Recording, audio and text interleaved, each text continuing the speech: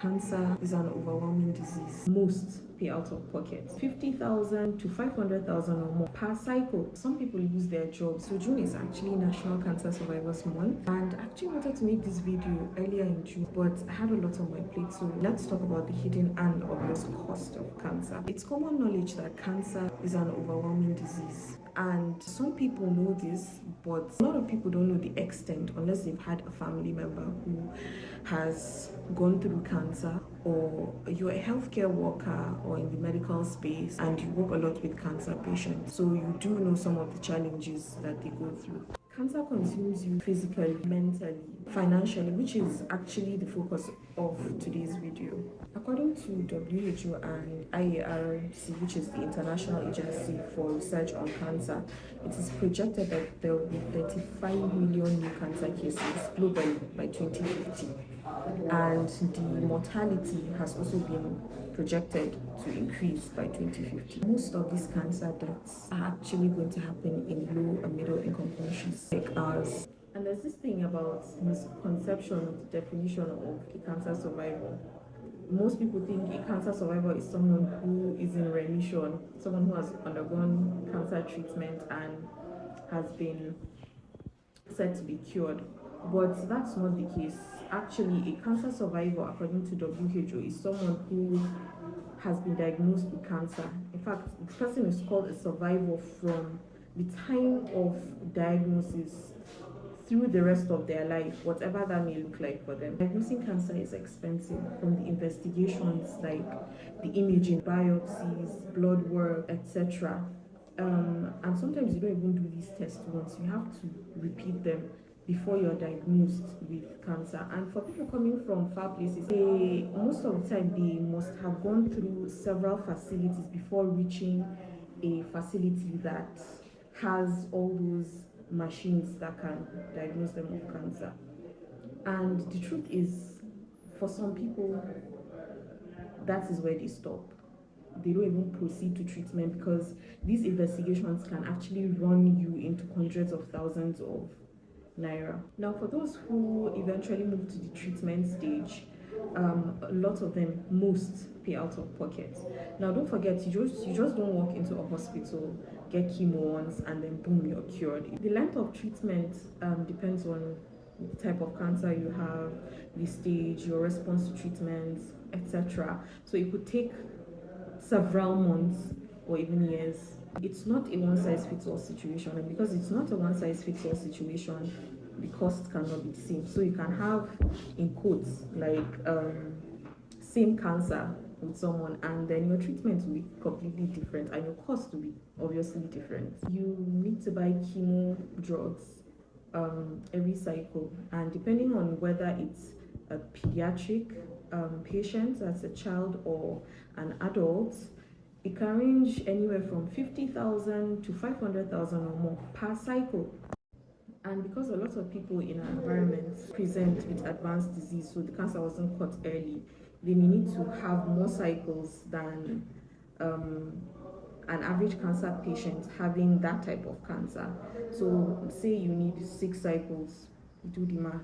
Let's not even talk about immunotherapy, because that one is even luxury. Regular average people cannot afford it because it runs into thousands of dollars.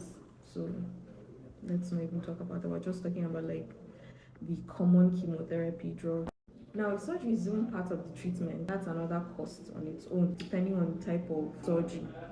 If radiotherapy is involved, one session of radiotherapy can cost anywhere from 750,000 to 1 million naira per session. All I've been mentioning so far are the obvious costs: cost of diagnosis, cost of treatment, even cost of monitoring, because some of these investigations is not only when you're getting a diagnosis, it's also while you're being monitored, while you're coming for follow-up. You have to do them every single time you come for your follow-up. Now, here is what a lot of people don't factor, which are the hidden costs. You have the hidden cost of transportation. A lot of these people come from villages, some come from hard to reach areas, some come from another states just to access cancer care, because cancer care is specialized care that can only be accessed in big cities. Not It's not like primary health care. You don't find those types of services within the primary or even the secondary health care facilities. We have admission fees, consumables like gloves, IV, giving sets, fluid, syringes, etc. Patients have to buy that every single time they come. It's not provided by the hospital. Then you also have drugs that are not even chemo drugs that are also part of things you have to give, like pain medications, anti-nausea or anti-vomiting medications, etc. Before you know it, those costs are cumulative. So apart from the obvious costs that I mentioned earlier, these two add to it. The cost of consumables, admission fees in comparison to the cost of diagnosis or treatment might seem inconsequential, but when you add them up, you realize that for someone who has been stretched financially, it's a lot. The thing is, some people lose their jobs while in the middle of treatment, and I'm not even talking about the employer-employee kind of situation, which also counts. But some people have businesses, small-scale businesses that they manage, that they coordinate, and in their absence, those businesses that fund their treatments crumble. In fact, sometimes children of cancer patients have to be pulled out of school because their parents cannot combine funding their cancer treatments and their school fees. Then there's the issue of food. A lot of cancer patients present already nutritionally compromised. They've lost a lot of weight, they are cachectic. You also need to provide food for the person who's going to be doing the supporting and the caregiving. And some of these patients actually eat once or twice a day. And not because they do not have the appetite. Some of them do have the appetite, but because they cannot afford to eat. And it actually reminds me of a patient that we managed during my internship. I rotated through the pediatric nephrology unit, so we used to see a lot of nephroblastoma cases. And the mother would only eat once, while the daughter would eat twice a day. And the food that they eat, and I cannot even say it's nutritionally balanced. It's just to help them get through the day. If we sum all these things together, we're already talking about millions of naira, and for some tens of millions of naira.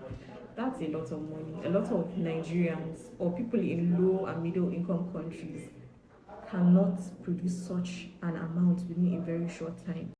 Now, while I used cancer as a case study because that is what I often talk about, there are a lot of diseases, chronic diseases that actually fit this profile in terms of financial toxicity. So, patients are going through a lot.